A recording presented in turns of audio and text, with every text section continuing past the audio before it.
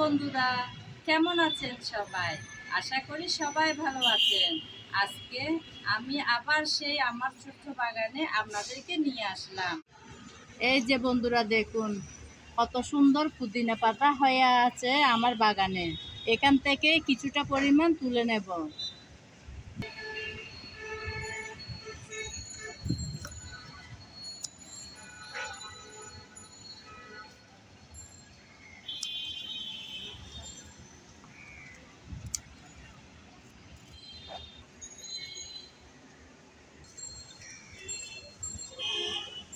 এভাবে আমি একটা একটা করে পুদিনার আগাগুলো কেটে নিচ্ছি, যে উপরের সাইডগুলো কেটে নিচ্ছি, যেগুলো নরম সেগুলো।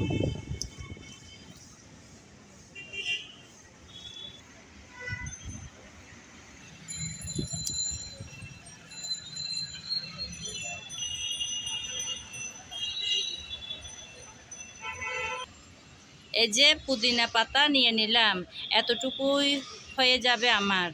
কি সুন্দর সুগন্ধ ছড়াচ্ছে পুদিনা পাতার। বাগান থেকে তো পুদিনা পাতা নিয়ে আসলাম কেটে।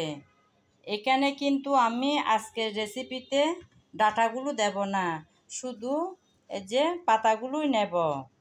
আজকে আমি বানাবো পুদিনা চাটনি। প্রথমে আমি পাতাগুলো ছিঁড়ে ধুয়ে পরিষ্কার করে তারপর নিয়ে আসব।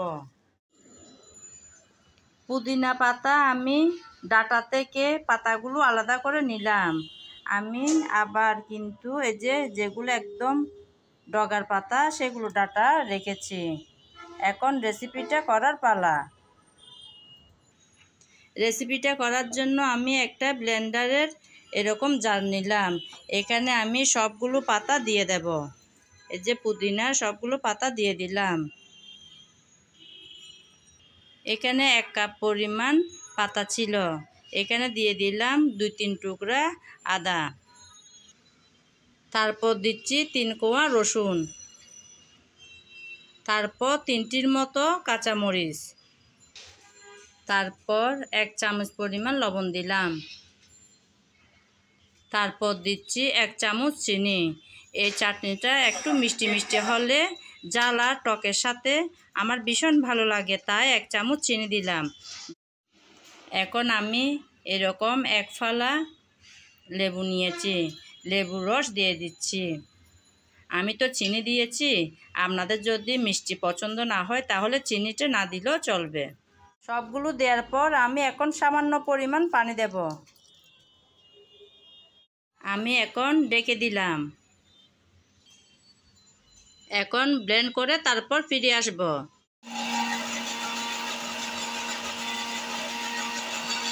ব্লেন্ড করে নিলাম, রেডি হয়ে গেল। রেডি হয়ে যাওয়া পুদিনা চাটনি আপনাদেরকে পরিবেশন করে দেখাচ্ছি। মজাদার সেই চাটনি যাতে আরও মজা হয়ে ওঠে সেজন্য দিয়ে দিলাম ভাজা মশলা। ভাজা মশলা তো আপনারা সবাই জানেন কিভাবে বানাতে হয়। জিরা, ধনিয়া আর শুকনো লঙ্কা একসাথে সামান্য ভেজে তারপর গুঁড়ো করে নিলেই হয়ে যাবে। রেডি হয়ে গেল মজাদার সেই পুদিনা চাটনি। আপনারা তো জানেন কিসের সাথে খেতে ভীষণ ভালো লাগে, তবুও বললাম স্ন্যাক্সের যে কোনো ভাজা পোড়ার সাথে ভীষণ ভালো লাগে এই পুদিনা চাটনি। আজকের ভিডিও যদি আপনাদের ভালো লেগে থাকে তাহলে আমার চ্যানেলটি সাবস্ক্রাইব করে আমার সাথে থাকবেন, লাইক কমেন্ট শেয়ার করবেন। আর যদি ফেসবুক পেজে দেখে থাকেন তাহলে পেজটি ফলো করে দেওয়ার অনুরোধ রইল। আজ এ পর্যন্ত, সবাই ভালো থাকবেন। নমস্কার।